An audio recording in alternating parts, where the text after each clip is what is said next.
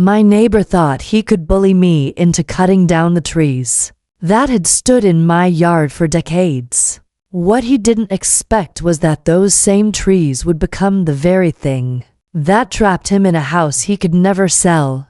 He tried to destroy my peace, but in the end, he destroyed his own future. Before we dive into this story, make sure you're subscribed and have notifications turned on so you never miss a tale of justice. And I'd love to know, where in the world are you listening from today? Let me know in the comments. Okay, let's get into it. I still remember the first time my neighbor stormed over to my front porch. It was a crisp Saturday morning, the kind of morning when the sunlight filters through the branches of my old oak and maple trees, scattering dappled shadows across the yard. I had a cup of tea in my hand, steam rising gently into the cool air, when I heard the sharp rap of his knuckles against my door. The moment I opened it, I could see the storm brewing in his eyes. His face was flushed, his lips pressed into a thin, hard line. Without even greeting me, he jabbed his finger toward the cluster of trees along our shared property line. "You need to cut those down," he barked, as if I had been waiting all morning to receive his orders. "They're ruining the view from my balcony, and I'm sick of the leaves blowing into my yard." For a moment, I was too stunned to speak. I glanced past him at the trees swaying gently in the breeze, their branches heavy with leaves that had shaded my yard for as long as I'd lived there. Those trees weren't just landscaping to me. They were part of my home, my sanctuary. They offered privacy from the street, cooled the house in the summer, and created a little cocoon of peace in a neighborhood that was otherwise full of noise and bustle. I took a slow sip of tea, trying to steady myself before answering. "I'm sorry you feel that way," I said carefully, "but those trees aren't going anywhere. They're healthy, and they've been here for decades. They're staying." His eyes narrowed, and a flash of irritation crossed his face. "If you don't take them down, I'll make sure the city gets involved. You'll regret this." It was such an audacious threat, delivered with so much arrogance, that a cold knot formed in my stomach. I wasn't used to being spoken to like that, especially not in my own doorway. This wasn't a friendly request, or even a neighborly complaint. It was a demand, wrapped in hostility and entitlement. I watched him stomp back across the lawn, muttering under his breath. And in that moment I realized this wasn't going to be a what-I'm argument. He was the kind of man who didn't let things go, and he had just made it clear that this was only the beginning. What struck me the most wasn't his demand. People complain about neighbors all the time, but the way he delivered it, there was no room for compromise. No attempt at civility. He saw those trees as an obstacle to his comfort, and he expected me to bend to his will without hesitation. As I closed the door behind me, I felt a rush of mixed emotions. There was anger, yes, simmering low in my chest, but also something else, a sharp awareness that I was about to be tested. This man thought he could intimidate me into submission, but he had no idea who he was dealing with. I set my teacup down and looked out the window at the trees, their leaves rustling as if in quiet defiance. They had stood tall through storms and seasons, and I knew then that I would stand just as firmly. What I didn't yet know was just how far he was willing to go, or how those trees, the very thing he despised, would become the symbol of his undoing. After that first confrontation, I found myself thinking a lot about who my neighbor really was, and who I was, in contrast. Sometimes, when you're forced into conflict with someone, you realize how differently you see the world. Let me start with myself. I've lived in my home for more than 10 years. When I first bought it, what drew me in wasn't the house itself. though it had charm. But the yard. The property had a line of old trees along the fence, their branches arching gracefully as if they were guardians watching over the place. They made me feel safe, cocooned. Whenever I sat outside with a book or worked in my little vegetable garden, the shade and privacy they provided turned my backyard into an oasis. I've always been the type of neighbor who minds her own business. I wave when people walk their dogs. I offer to collect mail when someone goes on vacation. And I bake extra loaves of bread in the fall to hand out on the block. I believe in living peacefully, respecting boundaries, and letting people enjoy their homes in their own way. So, when I say I had no history of disputes before this man moved in, I mean it. The neighborhood had been friendly, even warm. But all of that changed when he arrived. He was new to the block, and almost immediately, he made his presence known. His house had been renovated before he bought it, and from the way he carried himself, it was clear he thought he had moved into some sort of trophy. He liked to talk about property values and how he was going to make the street look classier. He'd only been there a few weeks before I started to notice his little digs.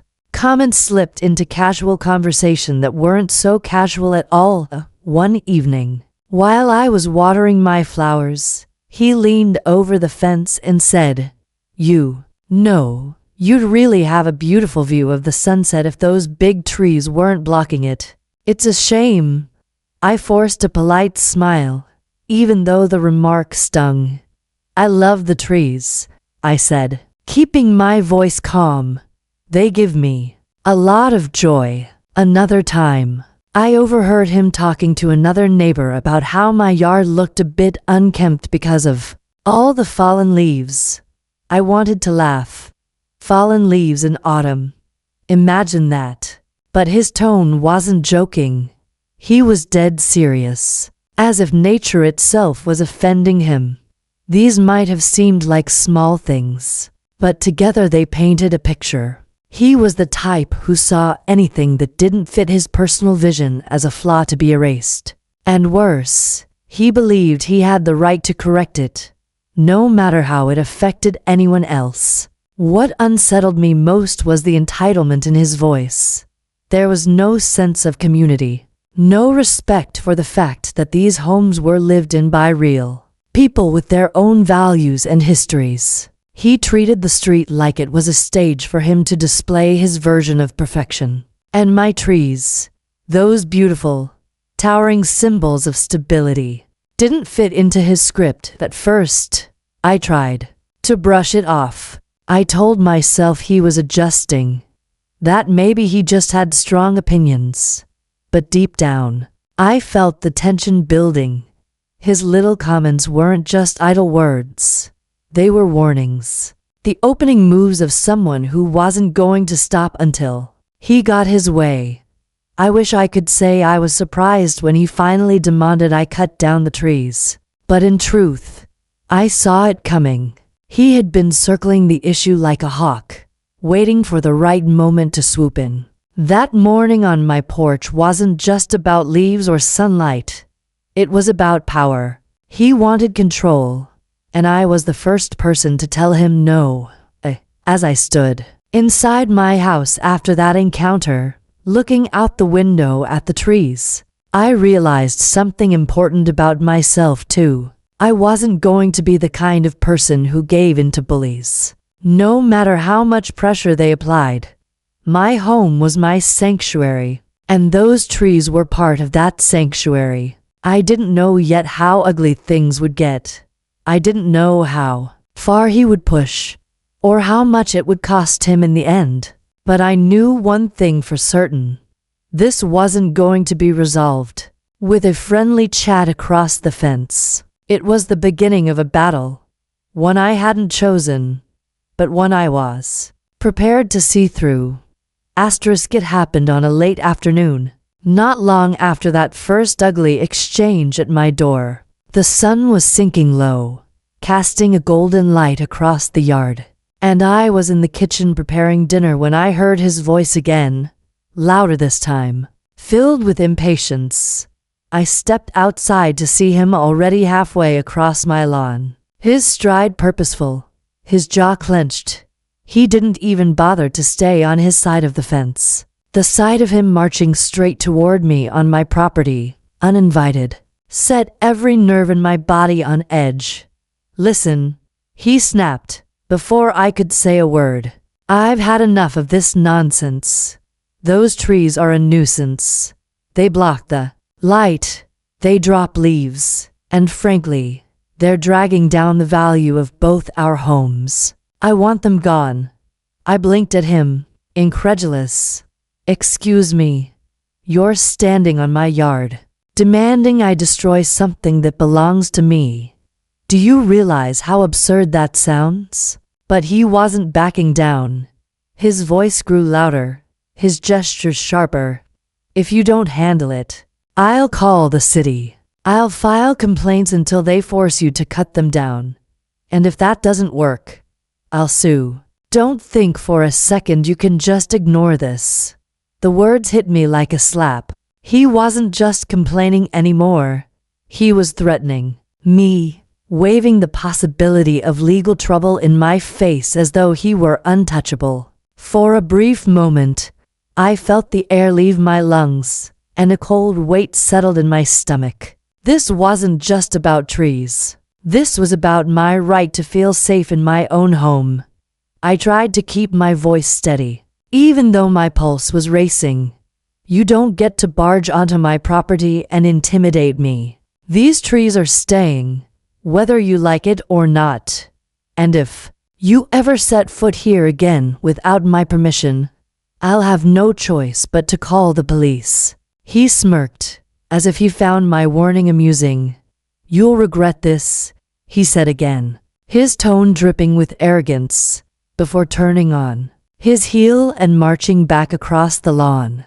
I stood there, my hands trembling slightly, watching his figure retreat. My eyes shifted upward to the trees, their branches swaying in the fading light. They looked so steadfast, so immovable, and yet in that moment, I felt the first true pang of dread. This wasn't a neighborly squabble anymore. This man had drawn a line, and I knew instinctively that he wasn't going to stop until he got what he wanted, or until I found a way to stop him. That night, I barely touched my dinner. I sat at the table with the fork in my hand, replaying his words over and over. I'll sue. I'll make the city force you. The audacity of it all made my blood boil. But beneath the anger was something sharper. Resolve. He had crossed a line, and I could already sense this was only the beginning of a fight that would test every ounce of my patience and strength. I closed my eyes, took a deep breath, and made myself a silent promise. I would not be bullied in my own home. Not now. Not ever. Asterisk if I had hoped that standing my ground would put an end to the matter, I was sorely mistaken. In fact, my refusal to bend seemed to ignite something in him, as though my defiance was a personal insult he couldn't forgive. The first sign came a week later. I opened my mailbox and found a typed letter, folded neatly into an envelope with no return address. But the tone of the words inside left no doubt about who had written it. Your trees present a danger to surrounding properties. Falling branches could cause damage or injury. Failure to remove them immediately may result in further action. The phrasing was stiff, almost legalistic, as though he thought dressing it up with formal words would make it more intimidating. I read it twice, then let out a humorless laugh. Further action. I muttered under my breath. He was trying to scare me into submission with paper threats now. But it didn't stop there. Within days, I got a notice from the city. He had filed a complaint alleging that my trees were unsafe and posed a public hazard. A city inspector came out, clipboard in hand, looking almost apologetic as he walked the perimeter of my yard. "These trees are perfectly healthy," he told me with a shake of his head. "We see this kind of complaint sometimes when neighbors don't get along. Nothing to worry about." I nodded, relieved. But beneath the relief was a growing unease. He was escalating, just as I'd feared. Then came the morning when I heard the rumble of a truck outside my window. I pulled back the curtain to see a landscaping company parked at the curb, their workers unloading chainsaws and equipment. My heart lurched into my throat. I rushed out the door, calling, "Can I help you?" One of the men looked up, confused. "We were told we're here to remove some trees. Your neighbor hired us." For a split second, I was speechless. Then, gathering myself, I said firmly, "These trees are on my property. You're not cutting down a single branch without my authorization. If you try, I'll call the police." The workers exchanged uneasy glances. It was clear they hadn't realized the job was unauthorized. With a few muttered apologies, they packed up their equipment and drove away. I stood on the lawn, my heart pounding, watching the truck disappear down the street. I felt violated, as though he had tried to erase part of my home without even consulting me. This wasn't a man simply annoyed by leaves or shade. This was someone determined to bend the world to his will, no matter the cost. Over the next few weeks, his hostility only grew. More letters appeared in my mailbox, some typed, some scribbled, hastily in his own handwriting, all of them filled with the same threats of legal action. More complaints were filed with the city, none of them substantiated. And yet, every knock at the door, every official envelope that appeared, wore me down. Little by little, at night, lying in bed, I found myself staring at the ceiling, listening to the rustle of leaves outside my window. What once felt like a soothing sound now carried an edge of tension. Would he try again? Would I wake up one morning to find my trees gone, reduced to stumps without my consent? The stress gnawed at me, but so did something else. Defiance.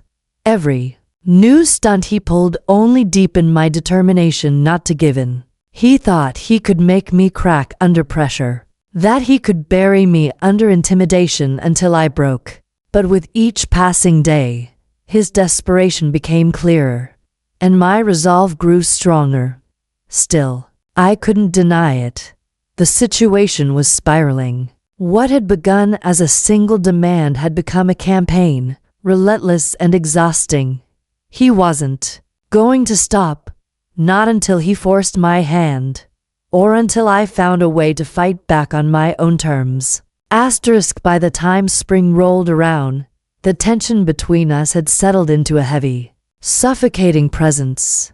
Every time I walked outside, I felt his eyes on me from that balcony of his, watching, waiting, daring me to react. I tried to live my life as normally as I could, but the truth was, he had succeeded in planting unease into the most ordinary parts of my day. And then came the day that changed everything. It was a Sunday morning, quiet and cool. I was kneeling in the garden, my gloves caked with soil, when I noticed something strange near the base of one of the oaks. Bright, unnatural streaks of red and orange glared up from the bark, harsh against the soft brown and green of the tree.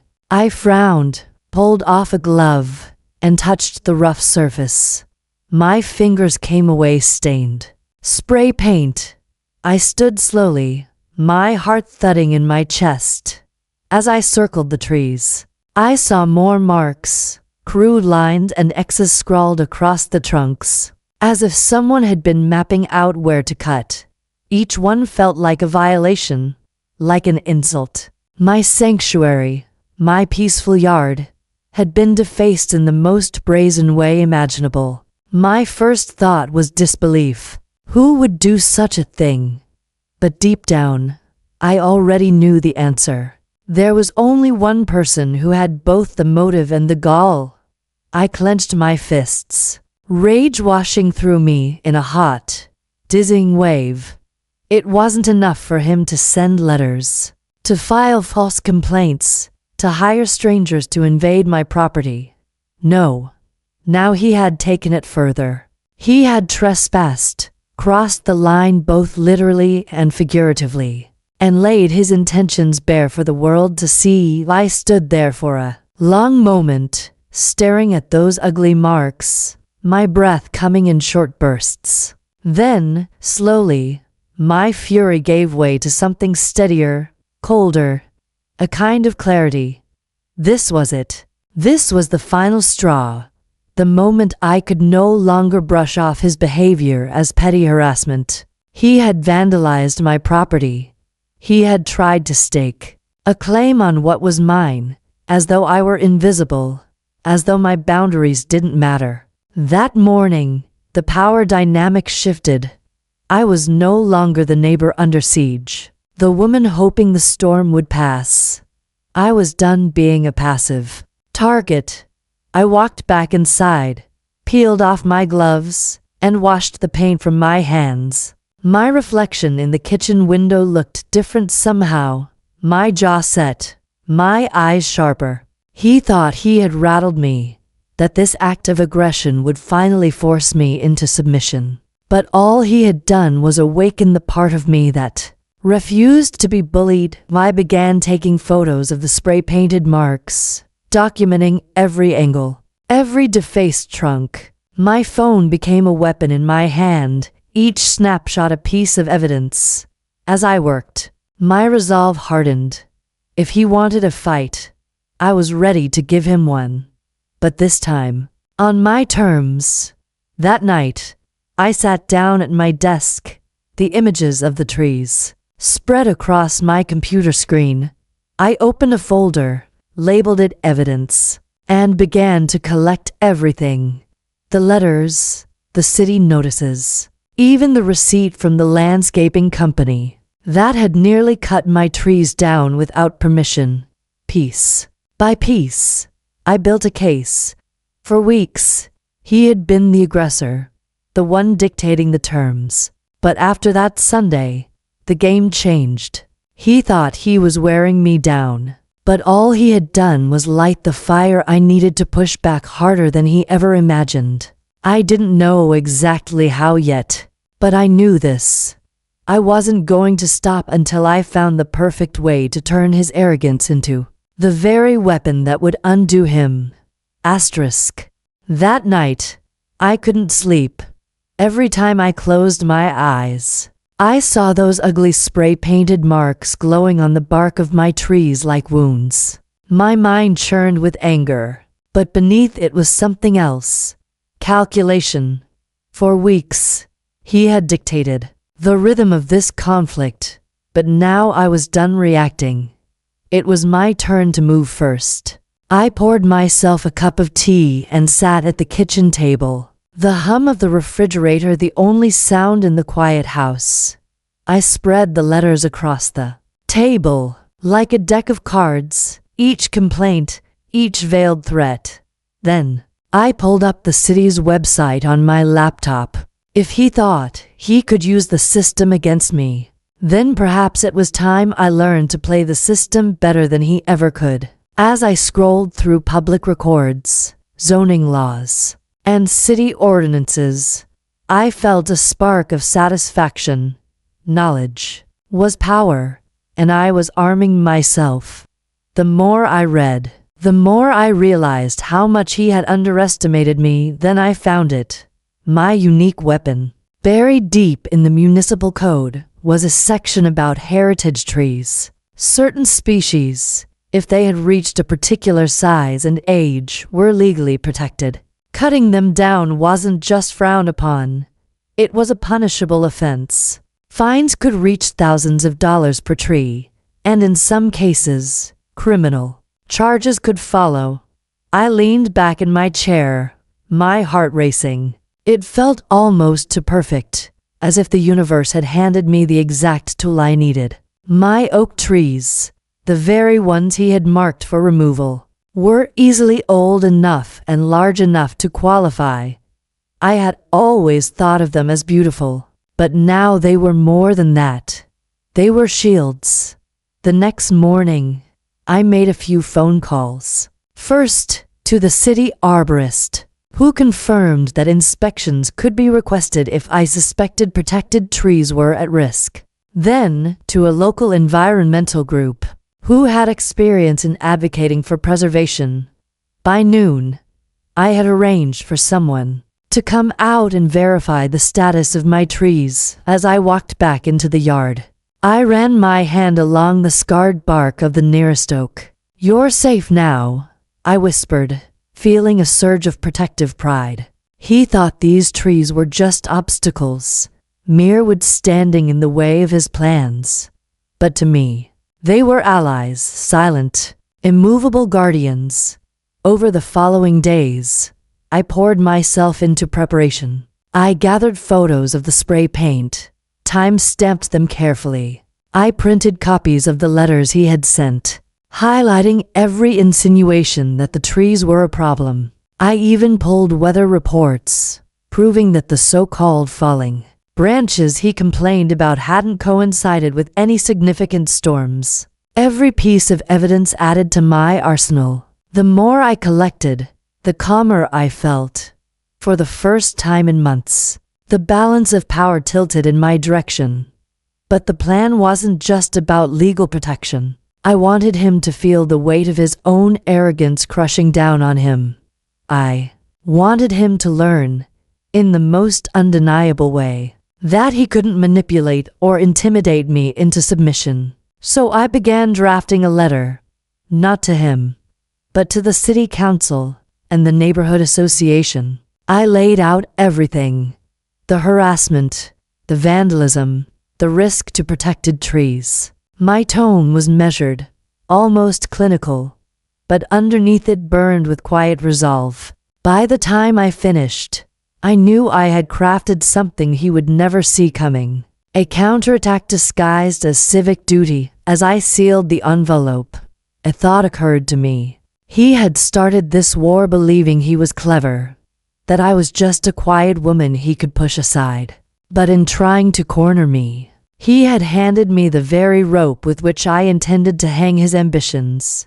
That night, I slept better than I had in weeks.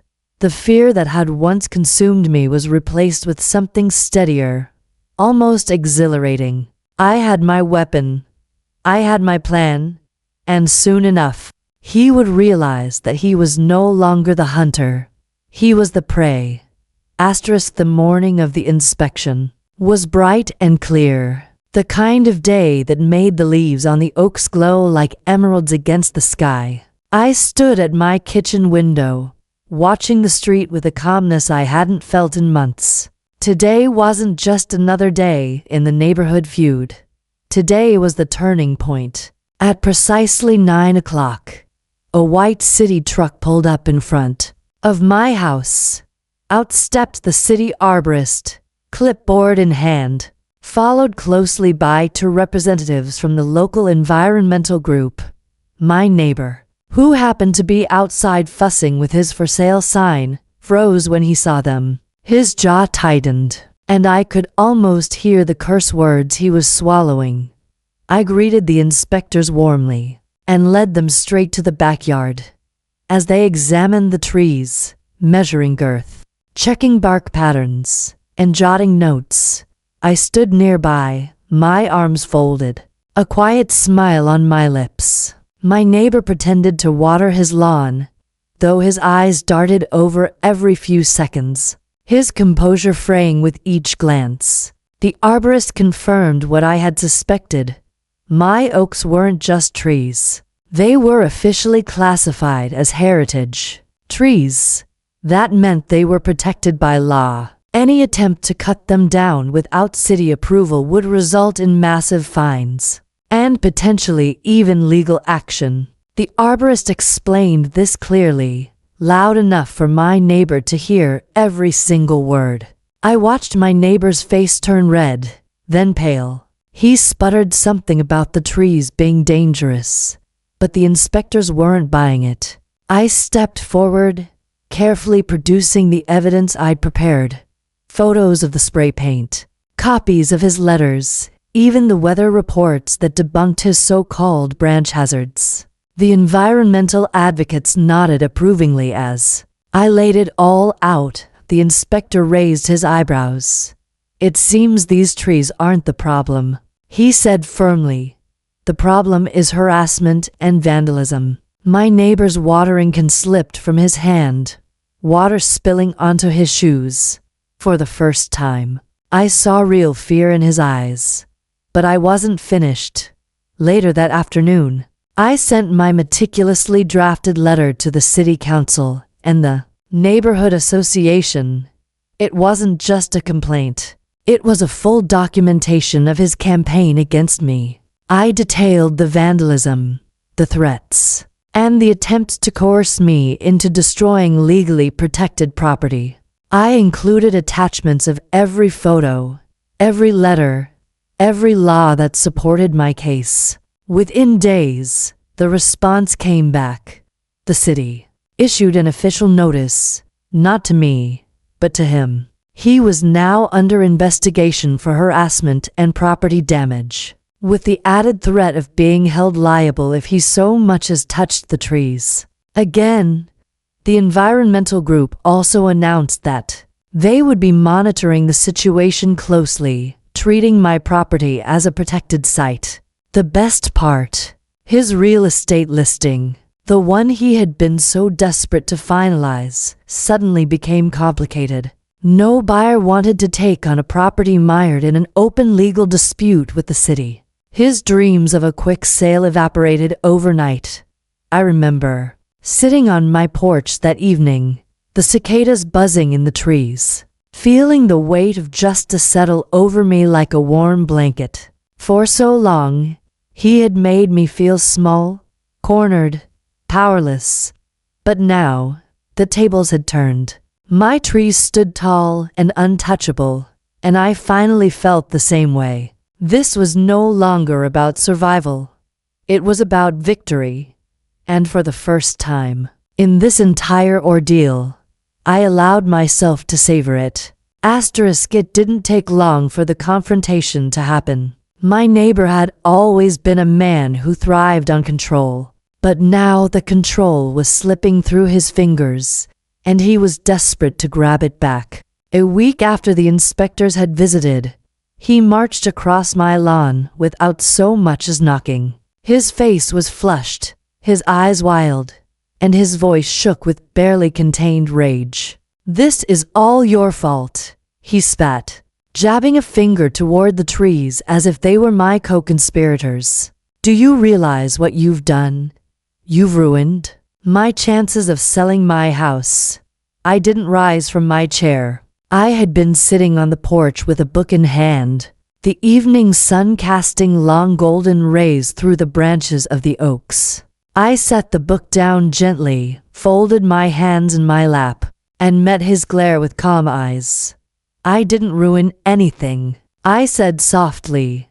"The law is the law. Those trees were protected long before you ever moved here. You should have thought about that before trying to force me to cut them down." His mouth opened and closed like a fish gasping for air. He shook his head violently. "This is ridiculous. Nobody cares about old trees. Buyers don't want them hanging over the property. They think it's dangerous. Buyers don't want a lawsuit hanging over the property either," I replied evenly. "And that's what you've got now."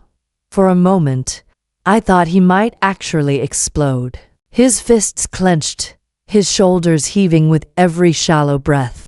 But then, the fight seemed to drain out of him all at once.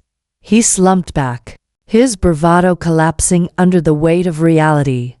"I can't believe this," he muttered, pacing across my porch like a caged animal. "I was supposed to make a profit. I had everything lined up. Now nobody will touch the place. They're all asking about the legal notice, the inspection reports, the dam council. He rubbed his forehead with both hands, his voice breaking. I can't even take the listing down without losing money. It was the first time I had seen him defeated, truly defeated. All those months of bullying, all those letters and demands, and now the consequences had come full circle. His obsession with my trees had become his undoing. I didn't gloat, though I admit a small part of me savored the irony. Instead, I simply stood and walked toward the nearest oak, resting my palm against its sturdy trunk. The tree that had once been his greatest frustration now stood as the immovable barrier to his ambitions. You wanted them gone, I said quietly, almost to myself, though I knew he was listening. But these trees are the reason your house won't sell. You tried to destroy them, and now they're destroying your plans. He stopped pacing. He stared at me, then at the trees, his face pale with a dawning horror. It was as though he finally understood the bitter truth. He had orchestrated his own downfall. Without another word, he turned and stormed off my porch, his steps heavy with defeat. I watched him retreat to his yard, shoulders slumped, head bowed. The battle was over. And this time, I was the one who had won. The final blow didn't come from me. It came from the system he had tried so desperately to manipulate. A month after the confrontation on my porch, I received a copy of a letter the city had sent to him. It was an official notice of violation because of the vandalism and the attempted coercion to remove protected heritage trees. He was being fined, not just a slap on the wrist, but thousands of dollars in penalties. And on top of that, he was ordered to cover the costs of the arborist inspections and administrative fees.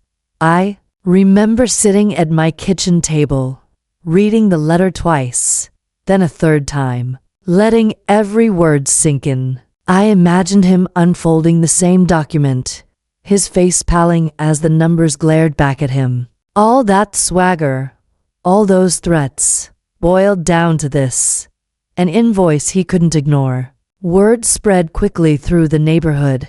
People who had once politely tolerated his arrogance now whispered about him openly.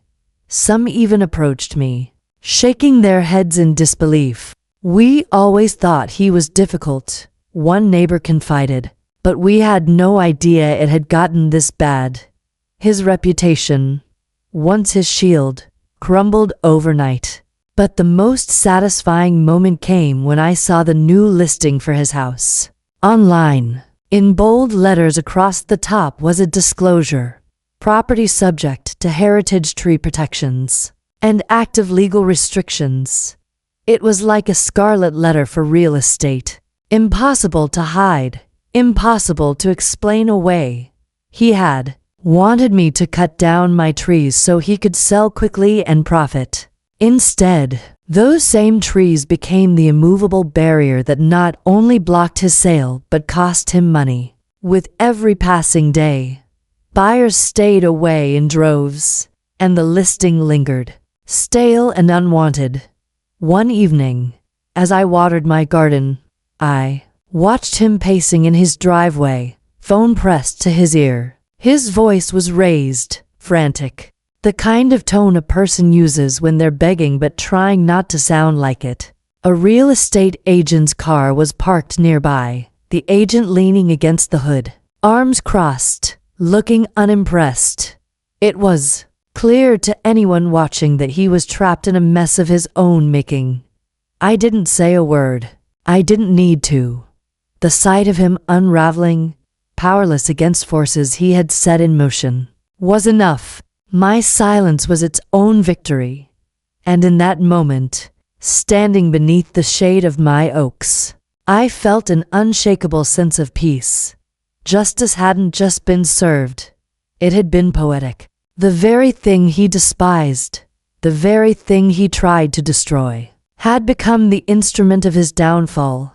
Asterisk in the months that followed, the neighborhood felt quieter. Not physically. The trees still whispered in the breeze. The birds still called from their branches. But emotionally, the tension that had once hung over my home, like a storm cloud, had finally lifted. My neighbor never fully recovered from his defeat. The house sat on the market far longer than he had ever anticipated. Offers, when they came, were insultingly low.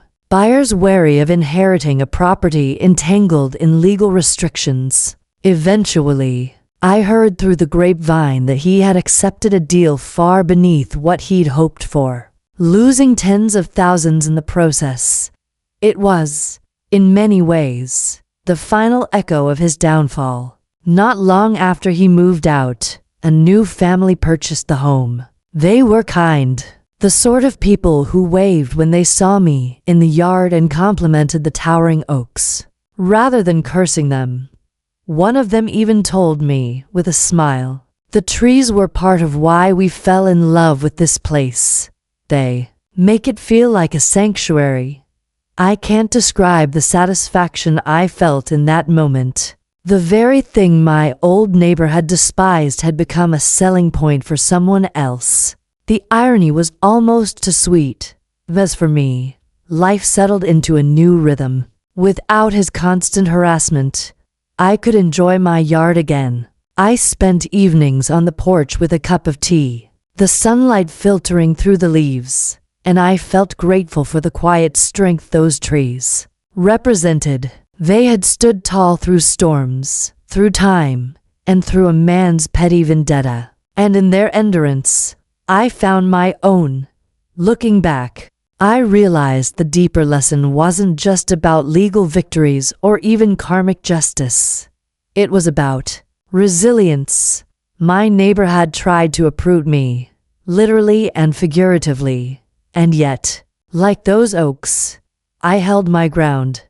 I didn't need to shout or stoop to his level. All I needed was patience, knowledge, and the courage to act when the time was right. And so, the story ended not with bitterness, but with peace. The trees remained strong and untouchable. The house next door found new life with people who appreciated the neighborhood's character. And I, at last, reclaimed my sense of safety and serenity. The moral was simple.